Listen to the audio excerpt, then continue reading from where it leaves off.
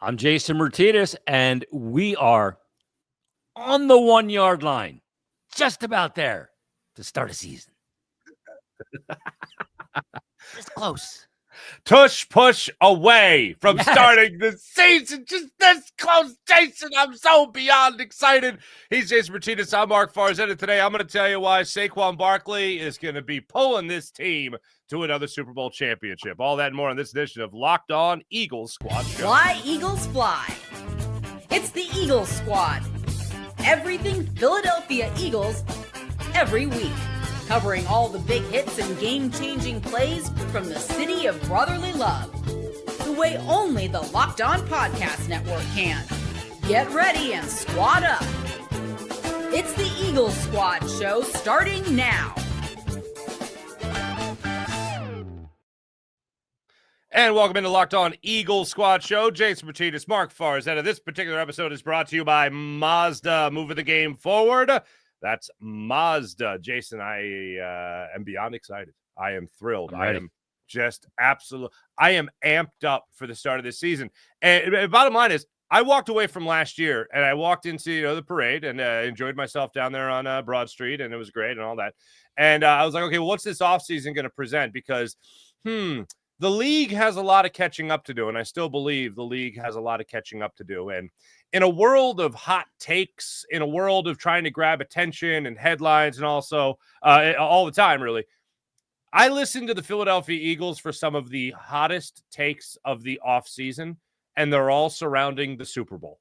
They're all surrounding the inconvenience it was to 2025, the 2025 season. What an inconvenience the 2024 season was, ending in the Super Bowl victory in the parade.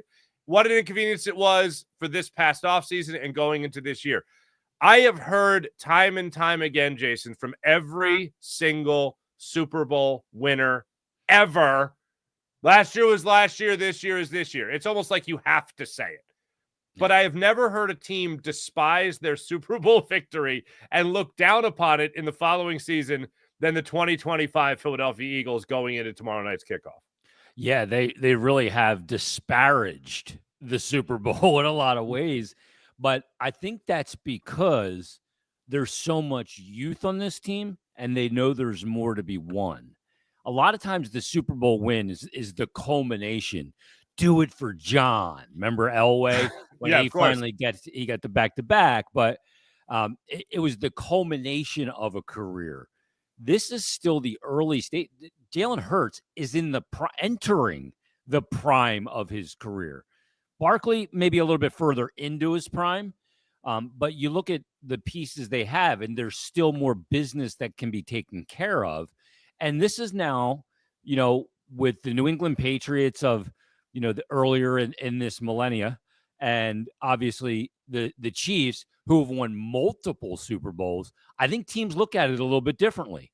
They don't look at it now like, hey, we won our Super Bowl. Now we can go about our pro career and, make as much money as we can. It's about now, how many can we collect?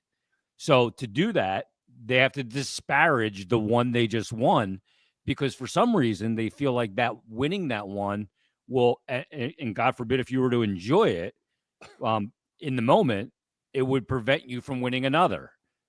I don't know if there's something to that. I really don't, but it's the tack they're going with, because they are fully all bought in on not recognizing last year's Super Bowl having any impact on this year, except in a negative fashion. So we got to ignore it. Jordan Mailata even said they're not defending Super Bowl champions. They're not defending world champions, if that's a phrase you buy into. I've never heard that before, and I found that interesting. So we tell you all this, people, to ask this question. And Jason, I'll ask you this. Why is this banner night story even being talked about? I don't get. First off, nobody is going to the link tomorrow night because it's banner night. They're not like giving away little banners, at least not that I know of. If so, that's pretty cool. But they're not giving little things away that say Super Bowl champions on them. I don't think there's anything like that. Why is this a story when Nick Sirianni says, yeah, no, we're not going to be out there for that? First off, let me put this. I'm sorry. Let me just put this in context. Our old friend Dave Uram, who works for KYW News Radio, known Dave for years, does a great job. He asked the question. We used, I think, the word banner night or phrase banner night 3 times. All right. So then Nick Sirianni says he's not going to be out there for banner night, but that wasn't the question. The question was how to avoid a slow start like the last banner night the Eagles had. How do they avoid that slow start? Instead, the question became about unfurling the Eagles 2024 Super Bowl championship banner in the rafters there at the link. So why is this a story? Why do people care? They weren't out there the last time they did this. The team wasn't out there. Doug Peterson wasn't out there. Why do people give a damn as to whether or not the Eagles are on the sidelines for this or not? Because everybody's got an opinion. Everybody needs to flex an opinion about it. You know what I mean? Blood from a stone.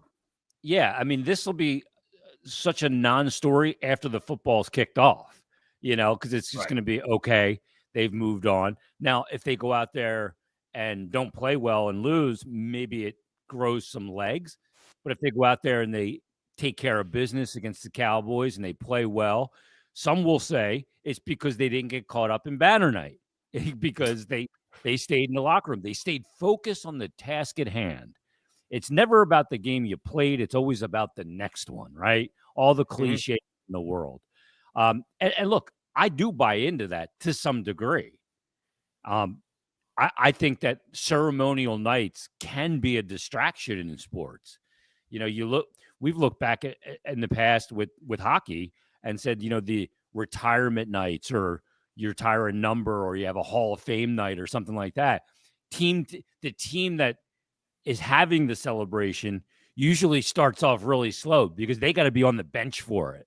The other team sits back in the locker room for the most part and tries to stick to their routine. And we know, like, pro sports athletes are the biggest creatures of habit ever, because you get on the field of play and you want to control everything, but you don't have that control. So what do? You control everything around it as a sense of controlling what you can. So it's a story because they won, Yeah. And thank God it's a story because they won and we got to celebrate it. And they're just kind of like reminding us that maybe these things in the moment are more for the fans than they are the players. But for the players, it's more in their legacy than anything else. Mm-hmm. Yeah, I went back to that 2017 or 2018 opener on Thursday night, and I went back and I watched, because I don't think Doug Peterson had him out there. I don't think they were out there on the sideline. So I went back and I watched, and a couple of things I noticed. Okay, ready for this? Number one, no, they were not out there on the sidelines.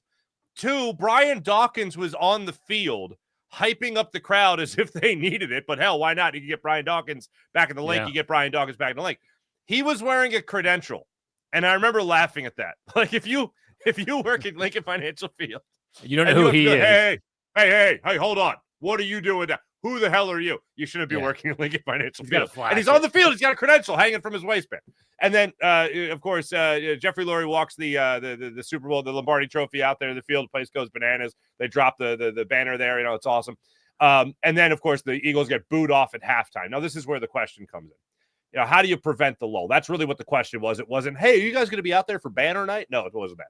It was, how do you prevent the lull? How do you prevent having an awful start to the new season following winning the Super Bowl? Now, if you remember, they get booed off the field. Malcolm Jenkins says after the game, I would want to be booed. I mean, come on. We weren't given anything to cheer about. We deserved it. And then they come out, they run Philly, not Philly special. They run Philly, which was still a complete pass to Nick Foles. The place goes crazy again, and then they go on their way to victory. How do they avoid it? I can't think of a better way than the Eagles, the way that the Eagles have handled this offseason from all the returning players, Jalen Hurts most notably, Jordan Mailata another one, Saquon Barkley acting like he's fresh as fresh can be despite 482 touches last year. I can't think of a better way that this Eagles team has handled the offseason hype from winning the Super Bowl through the parade, locker room cleanout day, training camp, mini camp, OTAs, back to getting ready and getting on that football field. I can't think of a better way that they've attacked this past offseason to be ready to avoid any sort of startup lull, at least offensively speaking, going up against the Dallas Cowboys tomorrow night. Yeah, and the fact that you're starting with the Cowboys, a division game, a conference opponent, I think that helps it even more to some degree. Not that they needed that to get them even more focused, but that's the thing with this team is, you see a lot of teams win championships, and it is that culmination of so much work, and then it's a human, natural human reaction sometimes to maybe cut a corner that you didn't cut before because you hadn't won. And as soon as you win, maybe the detail's not as refined. This team's not letting that happen. You have to assume so, at least beyond closed doors, because everything they said outside of those closed doors has been refined, detailed, and very focused. Like they seem more focused this year than they did last year prior to this core winning a Super Bowl. Yeah, there was Brandon Graham was on the team before, so it was Lane Johnson. But overall, it was a new core under Jalen Hurts winning their first Super Bowl, and they seem more refined and more detailed and more focused to win another one than they even did last year, which I think is a rarity. I just think it's rare because it defies the human nature element of it.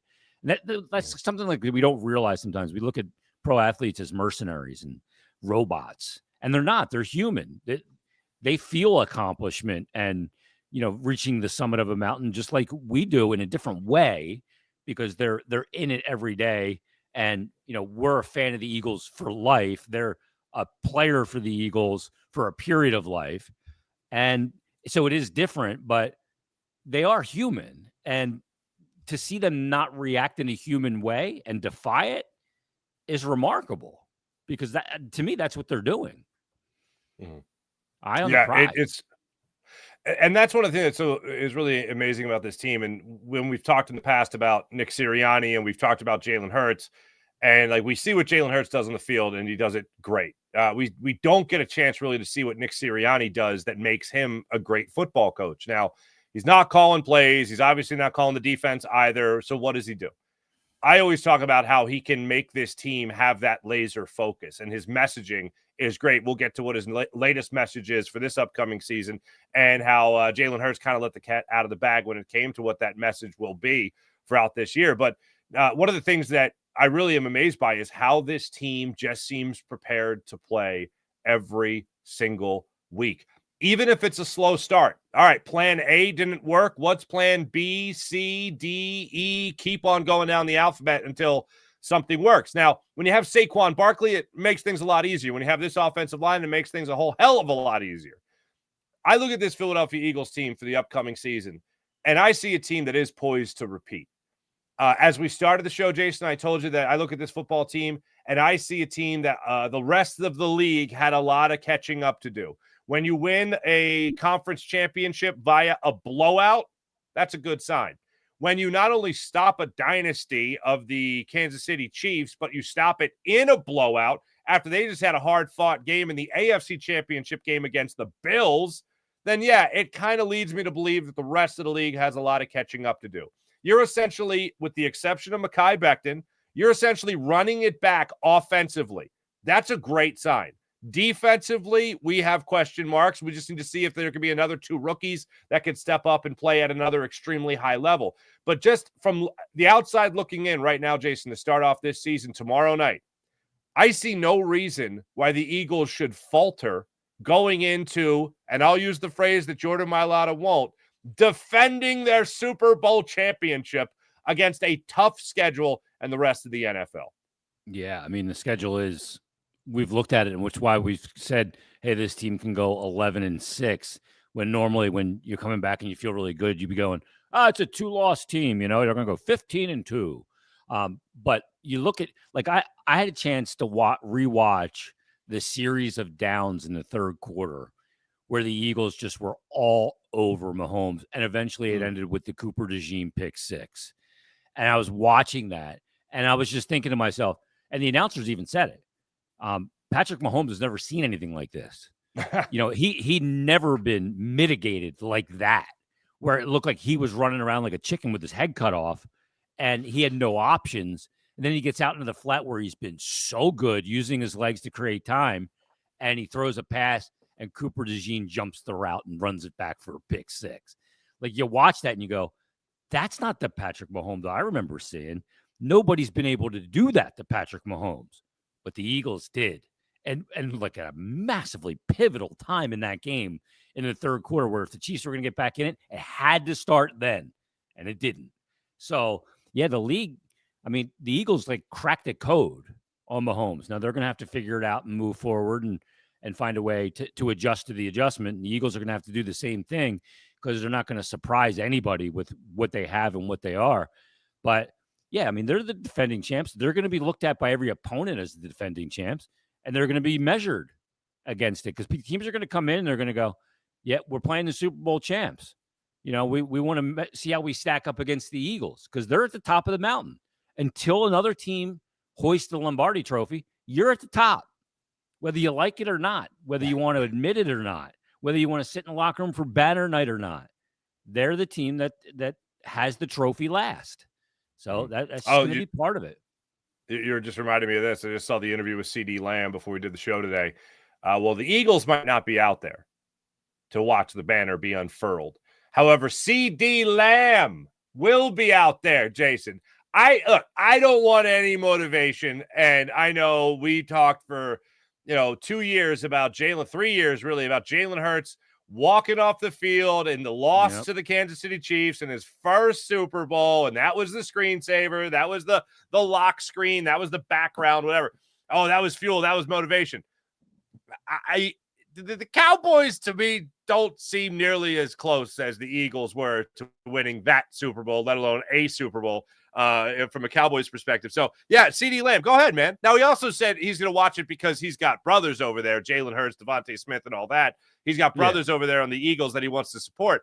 But it doesn't concern me in the least bit that CD Lamb's going to watch that banner. He's not going to watch that banner and then cure all the problems the Cowboys have had for the last 30 years. Yeah. I don't think that's going to happen. Yeah, and the other thing is him watching the banner being unfurled isn't going to undo the Micah Parsons trade. You know what I mean? It's not going to all of a sudden make Jerry Jones step to the side. The organization, the Cowboys of self-inflicted wounds. Like that. That's what they are. They're just they self-inflict their own wounds with horrible decision making, seemingly at every turn. And coming up small and big moments. So, he can be out there all he wants, enjoy it, hang out with the fans. You can probably explain to your brothers on the other side what it was like because they won't be out there. And they won't be able to share the moment with you because they're concentrated on kicking your butt during the game, coming up at kickoff a couple minutes later. Yeah. It's pretty wild, man. It's pretty wild. Here's what I want people to do for us. Coming up, we're going to talk about our concerns and our brags. What are the big brags of this team? What are the things that you really rely on? What are you confident in? What makes you concerned about the upcoming Eagle season? And what makes you confident about the upcoming Eagle season? We're going to visit that and more when we return. This is Locked On Eagle Squad Show on the Locked On Eagles YouTube channel. Back after this. Oh, Mazda. You guys taking advantage of all Mazda has to offer?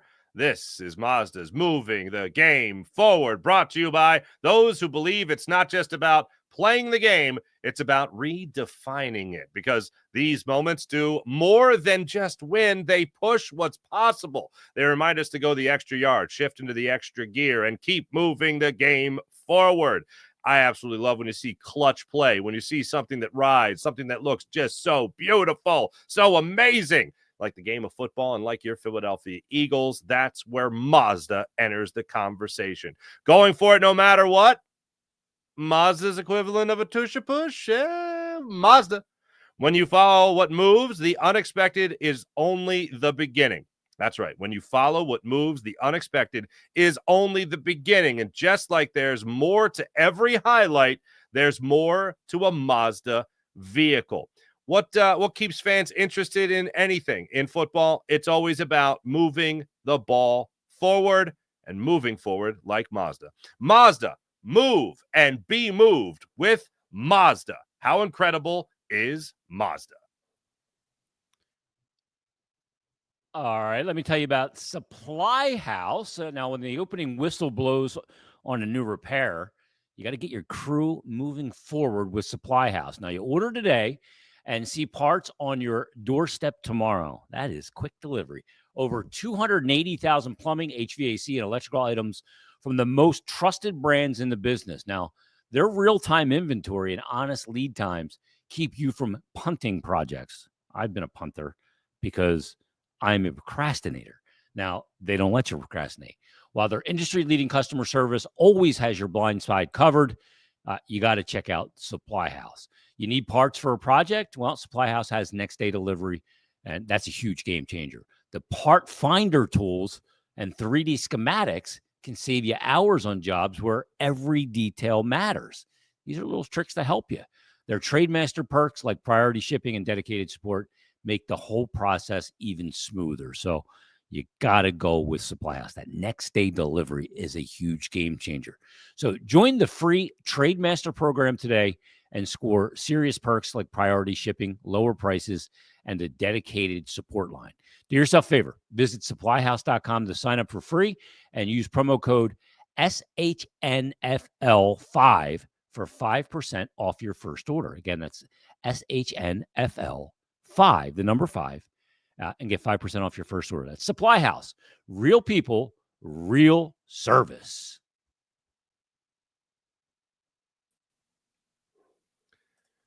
And how about this? This is really cool. We're actually asking the people that watch our podcast, listen to our podcast, watch the YouTube channel, I should say, to give us a bit of a review and help us out a little bit when it comes to the listener and viewer survey. We have an important request. Locked On wants to hear from you, our listeners and our viewers. We put together a survey to learn more about our listeners and viewers and make your podcasts even better. This is your chance to tell us what you like, what you don't like, and answer questions about our advertising as well. And go to Locked On, that's lockedonpodcast.com/survey. lockedonpodcast.com/survey to get started.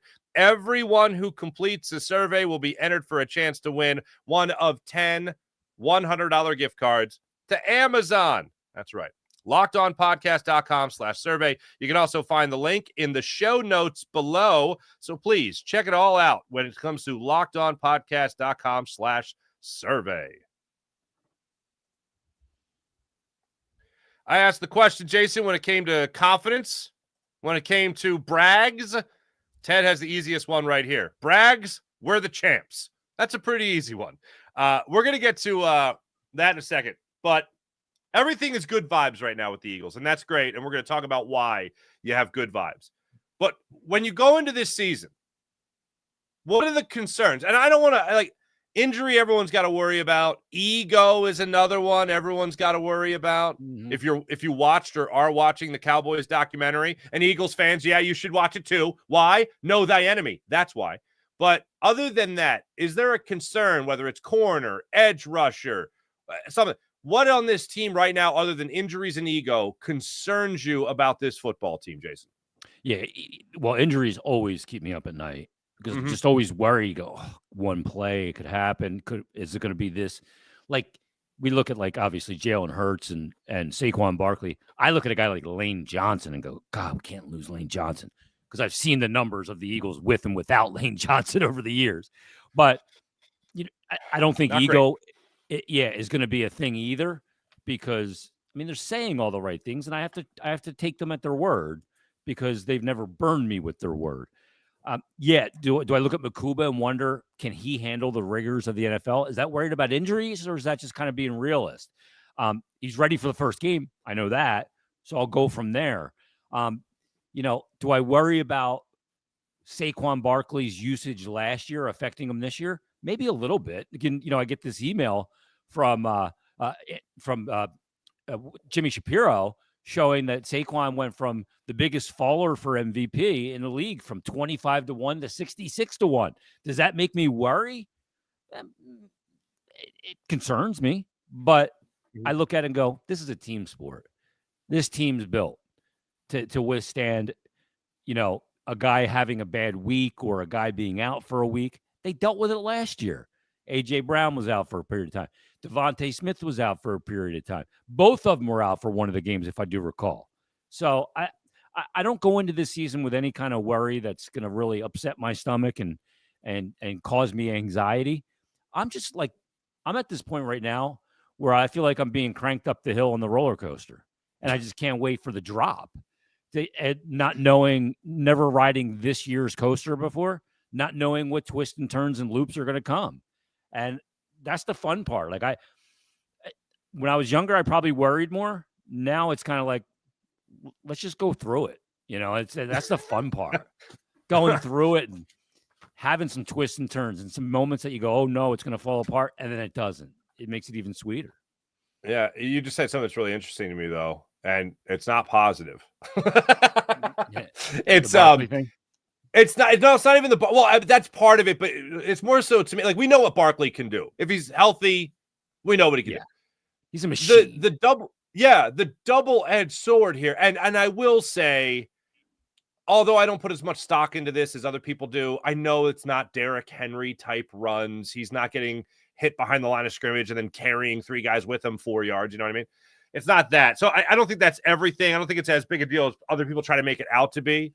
Like they make it seem like he's just an Olympic sprinter and he doesn't have to worry about getting touched ever, he gets less contact, but no contact. Exactly. His uniform ain't, sparkly clean, at the end of every game. But the other one is Makuba, because we don't know what Drew Makuba is.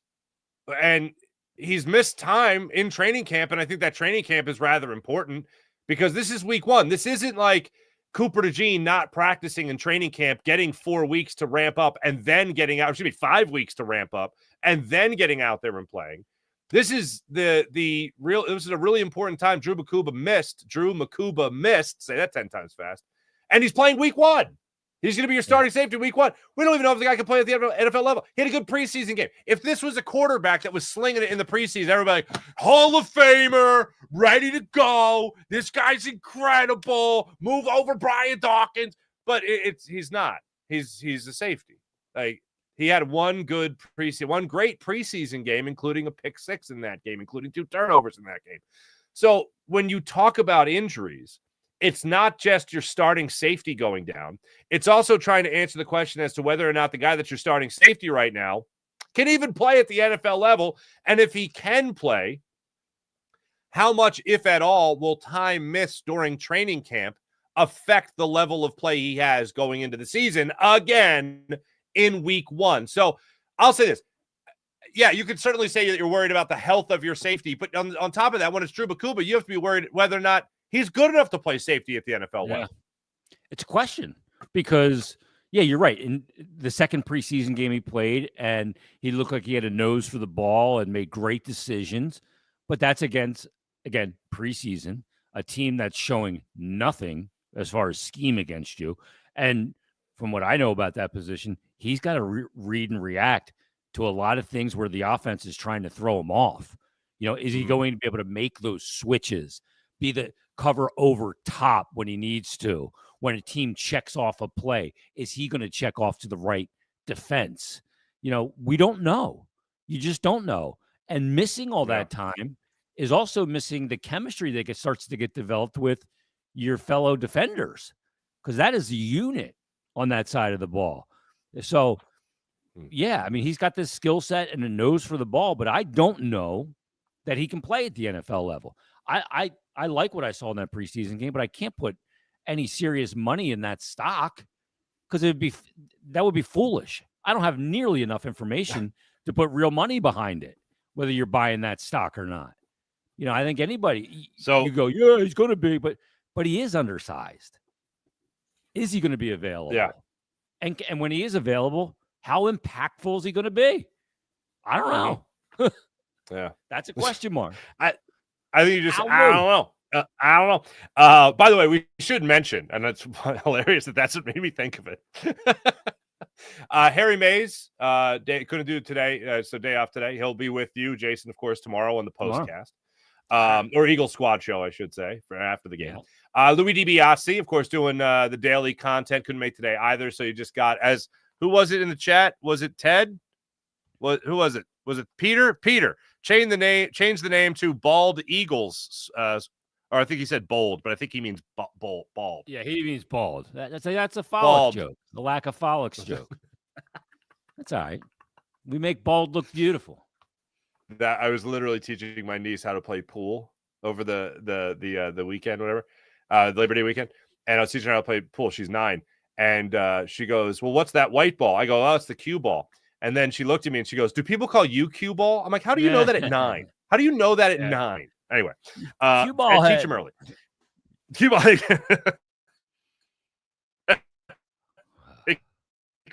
Exactly. The other, is he going to be healthy enough to play? Then you look at this. The edge rusher position going into the season was of concern in terms of going through the offseason. I haven't heard Vic Fangio do cartwheels over Azeez Ojulari or Josh Uche. I know these guys aren't rookies. I know both these guys have shown at the NFL level they can produce. More consistency to Ojulari than Uche, for instance. Ojulari just needs to stay healthy, but has consistently proven that he can get after the quarterback. Uche's had like 2 flashes in his career. Really good years. After Jalix Hunt, who, by the way, I do like, but he has to prove that he could do what Nolan Smith did last year, which was take a nice step up, then take a giant leap forward, and then get on a fighter jet and take another massive flight forward after Brandon Graham went down. So I'd love to see that from Jalix Hunt going into this year. And the reason being is when you look at those 2 positions, which are essentially backup edge rushers and edge rusher number 2 in Jalix Hunt, second to Nolan Smith, this team ain't dialing up a blitz, Jason. This team ain't blitzing. So where's the pressure coming from? Is it just going to be Jalen Carter? Is Jordan Davis going to be an every down interior lineman now with the weight loss? Is that interior defensive line going to help out those edge rushers as much as I'd like to see going into this season? Or is there going to be more of a struggle? Are there going to be more startup costs, albeit, again, not rookies, but in a different system? Those are the concerns I have going into the season. Yeah, that could be something that initially is an issue that maybe becomes a non-issue as the year goes on, but could be an issue to start. So, sometimes there's things that are issues in the beginning of the year that aren't later, and there's things that aren't an issue in the beginning of the year that become an issue later in the year. So we'll see how that develops throughout the season. But what I do know is that inside with Jalen Carter, you've got a guy that's going to garner a lot of attention. So whoever's out there, whether it's Ojulari, Uche, whoever, is going to have an opportunity because of what's inside. And that guy's going to be just a nightmare to deal with because that's who he is. So those players on the outside have got to find a way to get home because they're in a good situation where they can't be doubled because of Jalen Carter. And I hope Jordan Davis is a guy that's an everyday guy or an every down player. With the less weight, does that allow him to maintain a higher motor for, more plays in a game where he doesn't have to come off the field, where he can stay out there in certain obvious pass situations? We'll see. We'll find that out through the season. But what you have inside all tends to determine the success of the outside. And I like what they have on the inside, but I don't know about the outside. So we'll see. That's perfect. Yeah. That's perfect because it leads me into this last thing here. One of the biggest stories of the offseason has been where the hell Cooper DeJean's going. Is he a slot? I have no idea. Cooper DeJean doesn't even know. He won't even know before the plays. Like when the play's called, he'll be like, okay, outside corner, here I go. And then it'll be inside, okay, nickel corner, here I go. Safety, okay. Like, all right, fine. It's like the script of a show that's just ending, and they won't even let the actors see the script for the final episode. Right. Jon Snow, don't say anything. Yes, We're going to shoot an alternative ending. But just to throw them off a wee bit. Yeah. But it goes in line with this. Worried about Drew Makuba? Read Blankenship's right there next to him. The game sealer. Read Blankenship. Worried about the edge rusher position? Well, Nolan Smith still looks pretty damn good. Yeah. Azeez Ojulari and Josh Uche do have experience in getting after the quarterback, so that's also good. Oh, and also Jalen Carter and Jordan Davis. Moro Ojomo, who played well last year as well. Those guys are going to be in the middle of the line of scrimmage? Yep. Okay. Jalen Carter especially. Jalen Carter got Milton Williams paid. Okay? So you got to be feeling good about everything else. And then this brings me to the other most talked about thing, which is cornerback 3, CB3. So if you're worried about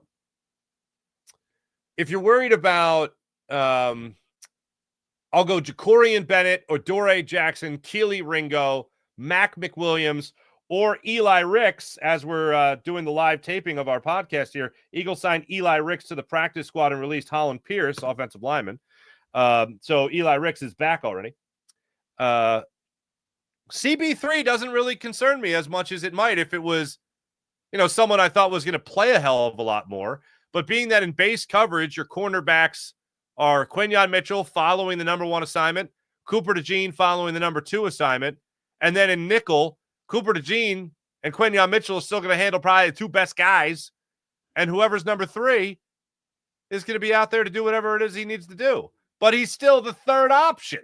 So even the concerns that you might have, there's reason to have faith based on who's around them, if not just for the talent that they bring to the table as well. Yeah, see, a lot of times we look at these, we go, well, this is a weakness. This particular position, CB3, is a weakness. But we look at it as one player, but we have to look at it as the unit, the whole unit. Like you bring up, like edge rushing, Nolan Smith, he's still there. He's going to garner attention. He's going to get home. You look at the guys on the defensive line in the interior, they are there. And they're going to affect other players. They all affect everybody. Quinyon Mitchell, Quintanamo Bay, as you've called him, on the outside, is going to mitigate WR1. And, Cooper DeJean is going to handle WR2. And you always want to defend a team. You go, I want to take away your strengths. And if you can beat me with your weakness with option 3, I salute. Okay? But I'm not going to let you beat me with your strength. I'm going to mitigate the strength. And you go, okay, if we can control your top players and you still beat me with your ancillary players, you tip the hat. You go, okay, they found a way to get it done. But if I do that more, if I mitigate the top players, more often than not, we going to win. That's the way it is. So it's the whole unit and the effect. We can't look at it and go, well, they're just going to stick wide receiver 1 on your weakest. Well, you also have you can also control that. So wide receiver 1 is going to be followed by Quinyon Mitchell. So that's not going to happen. Mm-hmm. It's it's an odd thing. I look at all these quote unquote weaknesses. You look at all these concerns, as we're calling them, and I don't think that it is at all Eagles colored glasses. Hometown picks, homie picks, whatever you want to call it, to look at it and go, yeah, I can see why that's a concern, but I see why that's a concern, but, and then the other thing here is Jalen Carter really changes the landscape of everything. He does. When you talk about a guy that Jeremiah Trotter talked about as, oh, wow, this is a guy that needs to go out there and really learn the position because once he learns it, wow, watch out. And I'm like, damn, he didn't know the position last year. He's pretty damn good. Yeah. So you're talking about an interior defensive tackle. We'll just say DT. You're talking about defensive tackle. Speeding up the clock for the quarterback in passing situations where Quinyon Mitchell is going to have, not that he needs much of it, but he's going to have an easier time. Cooper DeJean, cornerback 3, is going to have an easier time. Drew Makuba will have an easier time. Hell, if Marcus Epps is back there, he'll have an easier time. Everything is easier because of the pressure you could get from just Jalen Carter and not having to rush even 5 to go after the quarterback. That is, you want to talk about a saving grace? Yeah, exactly. Yeah. You want to talk about a saving grace, Jason? There it is. Yeah, that's the thing, is like a guy like Jalen Carter, and I think you used the perfect term. He shortens the clock. The length of the play from a second standpoint gets shortened because he's so disruptive. Like the thing that he does, because he's inside most of the time, is that he prevents that ability of the quarterback to step up in the pocket because he's collapsing that part of it while the outside swarming to contain the quarterback within the pocket. And it just, what it does is it forces the throw earlier than a quarterback wants. And when you do that, that makes a guy for Quinyon Mitchell 10 times easier to cover, Yeah. The longer you got to cover him, the more in the favor of the receiver it becomes. But when you got less time, that's why he's so important. He's going to affect everything. He affects the secondary up front. Hell yeah. When we come back, we're going to talk about probably the biggest brag. So one will bleed into the other here. When we talk about the brag and a guy that got one of the highest honors you can get, because all you really want in life is to be respected by your peers. We'll talk about that when we return. Oh, boy, did he. We'll talk about that when we return. This is Locked On Eagles Squad show on the Locked On Eagles YouTube channel. Like and subscribe. Back after this. Hey, let me tell you about Yahoo Fantasy.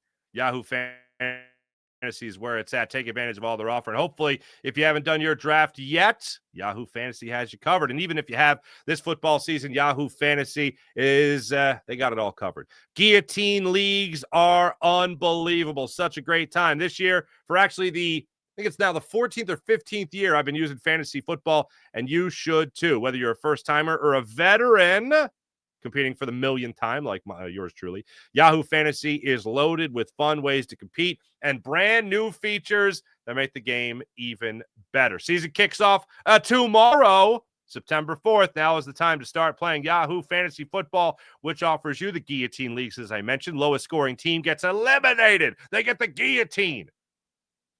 Don't get the guillotine. Don't choose the lowest scoring team. Stay in the game. Win some money for yourself. Want to play instantly with friends? Try new draft with friends mode. Prefer the classics? Get your crew together and go head-to-head in private league matchups. No crew, no problem. Join a public league, the easiest way to play. The NFL kicks off tomorrow, September 4th, so don't wait. Start your league now. Draft now at yahoofantasy.com/lockedonnfl. That's yahoofantasy.com/lockedonnfl. yahoofantasy.com/lockedonnfl. So here's the deal, Jason. I think there's one big break. Season starts tomorrow, and I got pumped up immediately. I feel it in my bones, man. I feel it in my bones. Tomorrow. So ready. These nights and a little chilly. I'm trying to think. Oh yeah. It feels like we had a short summer. I feel like it's been 80 degrees since like middle of August. It's been all below average. I've loved it. Like my favorite day of the year is coming on Sunday, and it's not the same day every year.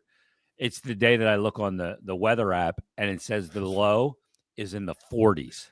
Oh, wow. 49 low for Sunday. I'm so pumped up. Oh, man. My tomatoes are just starting to pop. No. Yeah, well. We got a late start. The biggest brag. Actually, no. Hold on. Going back to this, like, the season started tomorrow. I'm just trying to think off the top of my head what was the weirdest topic we brought up in the off season? Like when there was nothing going on. I'm trying to think off the top of my head. Like the blood from a stone topics that you try to get. Not Banner Night. Banner Night people are actually talking about. But anyway, it'll come to me. I know you're racking your brain too. Some of them are so insane. It's like we have to put it under a microscope to find an issue. You know? Right. And the fact that Jalen Hurts the guy. Yeah, like seriously. I mean, coming off an MVP at the Super Bowl where he's just an absolute stud, great leader. Is Jalen Hurts too perfect? 6-1-0, it's like, what are we doing? Is he too nice? Yeah, things like that. But you get the idea. Biggest brag. Well, here's one for the Eagles. We just talked about the concerns in the last segment. Biggest brag for the Eagles. Potentially the greatest weapon, not only in the NFL last year, not only possibly the greatest weapon in the NFL this upcoming season, but perhaps the most dominant force outside of one player is Saquon Barkley behind this offensive line. Like, think about what a that. combo. It really is. I've referenced it already. Like, I watched all 8 episodes of that Cowboys doc on Netflix. Because know thy enemy. And also, I was a kid for a lot of that, like too young to really understand that, there are things going on off the football field, How crazy it was. How crazy. I remember the White House. I remember the crazy parties and, all that stuff. Not that I was there as like an 8-year-old. That would have been really weird. But for me to be in Texas in general as an 8-year-old would have been weird. But Yeah, I learned a lot. I learned a lot watching that series. But it brought me back to Emmitt Smith behind that offensive line and how dominant that really was. Well, Saquon Barkley is the next, probably the best thing for not as long, obviously, but that dominance is right here in Philadelphia. But even better, it's as if Barry Sanders was running behind the Cowboys offensive line, as people talked about back in the day.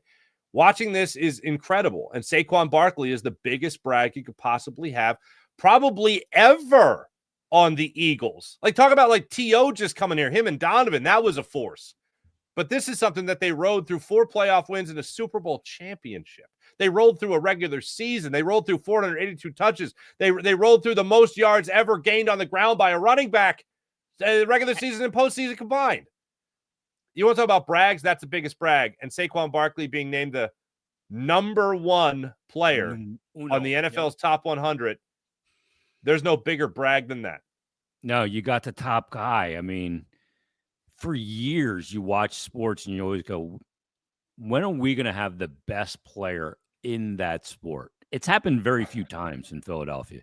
We had Lindros in 95 through 98-ish, where he was the best player on the planet in hockey. Iverson was never the best player in the NBA because you had Shaq and Kobe and you had other guys that were there during his tenure. He was great. That doesn't take he had a great year, the MVP year, obviously. But I mean, no one's taking Kobe and Shaq. Yeah. Or no one's taking AI over Kobe and Shaq. Yeah.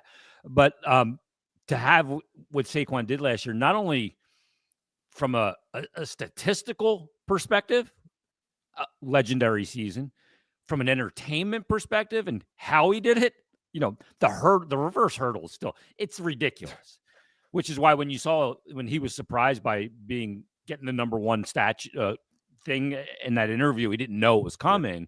And they showed the clips of all guys around the NFL and go, number 1 guy's got to be Saquon. Like I felt like a tremendous amount of pride, like in that, because like I go back to when he was drafted and I go, I wanted him here then because I'm a Penn State guy. I went to Penn State. Yeah. I loved him at Penn State.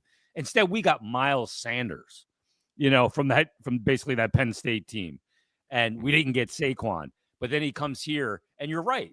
That offensive line with a guy that's like as insanely talented as he is, it was just wasting in New York. And then he comes here because they're idiots. And they allow the Eagles to get their hands on him. And then look what happens. And like you bring up T.O., the thing that's awesome about this is he's not bananas. Like this point, you and I, at this point in T.O.'s tenure, we're in his driveway watching him shoot hoops in year 2. You know what I mean? After going to the Super Bowl and losing. Saquon is like getting better at doing commercials, and being like the man. Like last year's commercials, they weren't so good. They're a little cringy. Now they're getting a little better. So it really is amazing. Yeah, and we're not in Saquon's driveway watching him do sit-ups. No, we're not.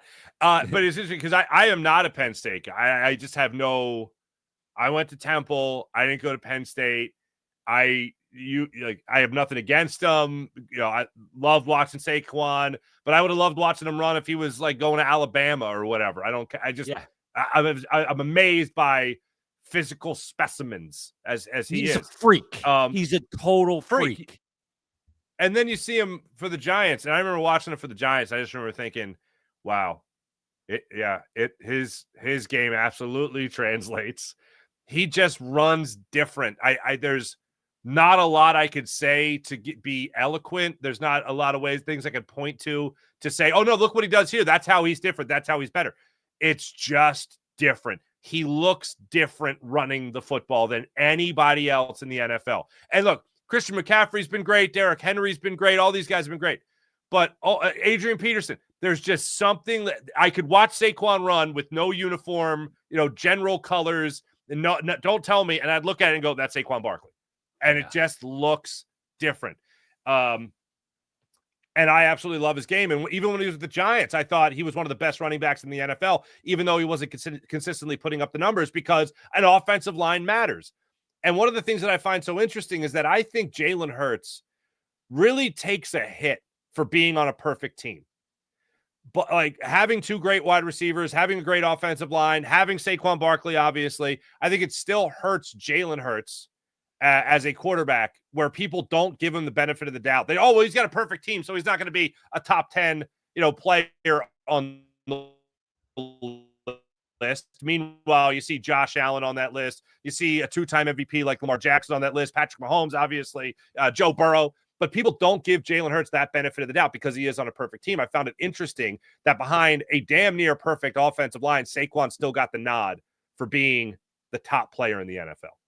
Yeah, because he managed to get the most out of that what's in front of him and what's around him. Because he did what he was supposed to do behind that offensive line. Yeah, and maybe a little more, frankly. And the fact that he did it with such style too, you know what I mean? And grace as an athlete. I went to Penn State and I was there in 94 when Kajana Carter was there. Kajana Carter was a great Penn State running back. Was the number 1 overall draft pick in the NFL. Went number 1 to Cincinnati. Didn't have a great pro career. And I watched him run the ball in college. And I watched Saquon run the ball in college. And you watch Saquon and Kajana side by side, and Saquon just looks like a way more insane with the way he moves. Kajana was great in college. Again, number 1 overall pick.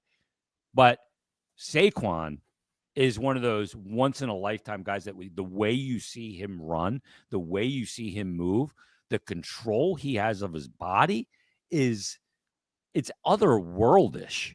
Like, it's insane how talented he is, and to maximize the talent with that offensive line, with the team, coming here in year 1, fitting in at this point in his career and being such a difference maker. I just thought, like, I loved his reaction when he saw the number 1 statue there. And he said to the interviewer, "Did you know about this?" And, or the interviewer said, "Did you know about this?" And he said, "No, but this is a great way to start off the interview." And he like picks up the number 1. He's just looking at it like, damn, I was voted the number 1 player in the NFL, like the biggest sports league in the world. Like, I'm at the top of that. Like, it almost like befuddled him a little bit. Like, I know I'm good, but this is the number 1. That humble pie. Like, it probably freaked him out a little bit. But like, I was proud of it. Like, I feel like I have a lot invested in the guy because I don't know him at all. I've never met him, but I feel like he's a good person, and I feel like he's a freak athlete that finally got to fulfill his potential. Like, I think it's the coolest thing in the world. Like, I love seeing the best win because that's what it's what we want to see. But I also like seeing some of the best lose, like Patrick Mahomes, in particular when they're playing against my team. Yeah, if the best is playing my team, then I hope they suck. I just hope they suck. Yeah, I don't know if you saw the numbers of Mahomes versus Brady, like at this point in Brady's career. Mahomes has more touchdown passes, higher completion percentage, 10 times more rushing yards, obviously. The records are like identical. I mean, we are seeing Tom Brady so far with Patrick Mahomes, but even better than Brady, which is remarkable. Same amount of titles at this age.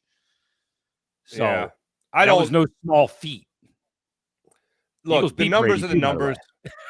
Yeah, absolutely. The numbers are the numbers, but for me, I know numbers never lie, but they sure as hell deceive. And I think in the NFL, they deceive a lot more than other sports. The era. And the reason for the era, like, for instance, I used to have this argument about Aaron Rodgers and Brett Favre, and Aaron Rodgers is so much better than Brett Favre. I'm like, if Aaron Rodgers was playing back then, would he be taking shots to the jaw the way Brett Favre was and then be out there on the next play? Like, it's just so they have changed the game too much. I understand what you're saying, and it obviously is a point worth making, but it's one of those sticking points, soft spots for me, I guess, when it comes to how it's much not apples football to has changed. Right. Yeah. It's not, and I'm not saying you're saying it is. But it's like the era we may have grown up in is so different than the era now. Basketball is another example. Really, sports in general, I think, has gone through a complete overhaul in the last 15 years where I'm like, wait, am I just being the old man in the room, or do I really think guys were tougher when I was a kid? And it's like, no, they've literally changed the rules to make the game less tough. Oh, look at the kickoff. Easier, even. The quarterback The protection. kickoff, perfect example. Yeah, Yeah, I mean, it's absolutely. all there. Absolutely. It's plain as day. And yeah, it was tougher when we were kids. It's that we are the old man in the room becoming that. But let me give you these numbers real quick before we get to our Go ahead. next break. First 112 games for Brady, first 112 for Patrick Mahomes. The record is 86-24 for Brady, 89-23 for Mahomes. Completion percentage 66.6 for Mahomes, 63% for Brady. Passing yards 32,352 for Mahomes, 26,370. Touchdowns through 112 games, 245 for Mahomes, 197 for Brady. Brady had 86 interceptions, Mahomes 74. Jesus. Like championships, 3. Pro Bowls, 6 for Mahomes, 4 for Brady. All Pro, 3 for Mahomes, 2 for Brady. Like, it's crazy. Like, I didn't realize those numbers like we're seeing. Now, they are not apples to apples because the league has changed. Like early in Brady's career, think about it. You're talking about 2001. Totally. Yeah, right. League. Oh, man. It really is wild. I can't remember the year, but that's the year our friend Ray Didinger always mentions, the year that they allowed offensive linemen to extend their arms. Yeah, push. Like, think about that. Yeah. Like, think about that. That feels like the dinosaur age at this point. I learned recently that, like, a check swing in baseball in, like, the Sandy Koufax era, you could basically swing to, like, here, I'll show this on the YouTube. You can basically swing to, like, here and then pull back, and it wasn't a swing. So, like, just think about that for a second, how bonkers that was. Yeah. The games have changed. Yeah. What hasn't changed? Nick Sirianni being able to drop the perfect line for motivation. How's that for a segue? We'll talk about that when we return. Locked On Eagles Squad show on the Locked On Eagles YouTube channel. Woo, FanDuel. You heard Farsi say it a little bit ago. The NFL season starts tomorrow. Tomorrow. That's not today. Not that quick. Tomorrow. It is here. It is basically here. It'll be the Eagles and the Cowboys. FanDuel is making sure you're ready for kickoff with a can't-miss offer. How about this? Right now, new customers can bet just $5, and if your bet wins, you get $300 in bonus bets to use across the app. Now, I would probably put that $5 wager on the one tomorrow night to kick off the season. Thursday night, prime time, banner night, all that. What a deal. Again, let me tell you this deal. $5, and if your bet wins, you get $300 in bonus bets to use across the FanDuel app. Now, why would you go anywhere else? FanDuel is simple to use, even for a simple pin like me. You can bet however you like. It's not just standard, money line or against the number. There's all kinds of ways. Player props. You can do game props. You got parlays, same game parlay. You name it. You can combine anything. You got to check out the FanDuel app. When you're built, you can build a same game parlay. Or even if you're jumping in live bets as the action unfolds, which I always think is important because you get a feel for a game and you can put your money behind it. If you feel like you got a good feel, you put your money behind it. It makes the game more exciting, whether you're watching your team or just two teams playing. You can get more action on it than ever before. It's quick, easy, and it's the best way to add a little juice to your Sundays, or in this case, tomorrow night, Thursday night football. So check out the FanDuel app. Again, $5 bet. If you win, $300 in bonus bets to use across the FanDuel app. So are you ready to play? I'm ready. Download the FanDuel app today. Now by visiting FanDuel.com to get started. That's FanDuel.com to place your first $5 bet. Jason, Nick Sirianni knows how to motivate the young kids, all right? And Jalen Hurts knew how to let this cat out of the bag, so to speak. And I hadn't heard this anywhere else but Jalen Hurts' press conference earlier in the week. Contribution over credit. Contribution over credit. Can't be great without the greatness of others. Nick Sirianni said, well, that might wear on them after a while. They might not be hearing that anymore. What are they going to hear this year? contribution over credit. And the first person he mentioned as an example of that is Jalen Hurts. He doesn't have the numbers. He doesn't have like the gaudy numbers, the impressive numbers that a Saquon Barkley puts up of the historic rate. But contribution over credit, what your contribution has to do with this team is far more than the credit you will get. Again, I think Nick Sirianni nailed it. Yeah, I love it. I just wish I thought of it. You know, like you could take that saying contribution over credit into any industry. You could take that into a radio station and say it at a staff meeting. You can take that to an accounting firm, a stockbroker, a builder, anything. You're going to contribute more than you're going to get credit for, but we're all going to be successful because of the sum of the parts. And I think that's what it really comes back to is, Nick Sirianni